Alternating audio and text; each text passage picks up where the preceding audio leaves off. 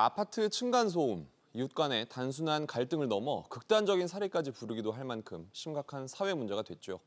근본적 해결을 위해 정부가 관련 제도를 오늘부터 바꿨는데요. 실제 얼마나 효과가 있을지 윤선영 기자와 알아봅니다.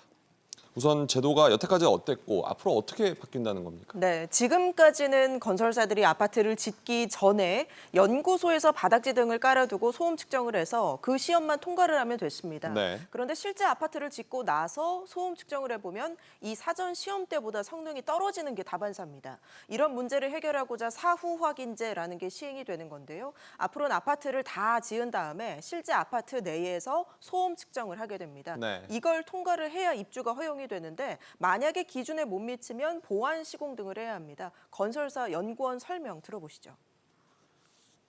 사전에 했던 조건하고 아파트에 적용됐을 때 조건들이 많이 달라지거든요. 세대 면적, 평면 구성, 골조 타입, 그리고 배치 등 다 영향을 미쳐요. 보완이나 재시공 되게 큰 이슈이기 때문에 그런 일이 발생하지 않도록 훨씬 더 높은 등급의 기술을 저희가 만들어서 적용해야 하지 않겠냐라고 좀.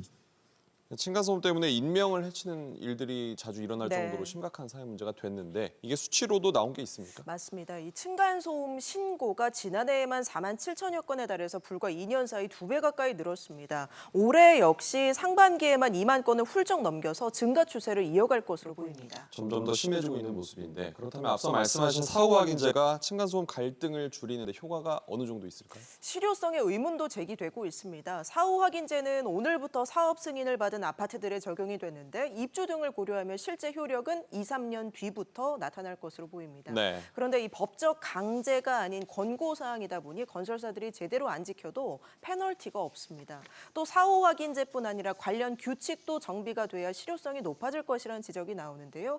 현재 층간소음 범위 규칙에는 이 사람 활동으로 발생하는 소음으로만 한정이 돼 있습니다. 네. 그래서 요즘 반려동물 키우시는 분들이 많다 보니 개 짖는 소리 같은 것도 층간소음의 일종인데 사각지대가 있는 상황입니다. 강제성도 없고 사각지대가 있다는 점도 앞으로 보완할 부분이겠죠. 윤 기자 잘 들었습니다.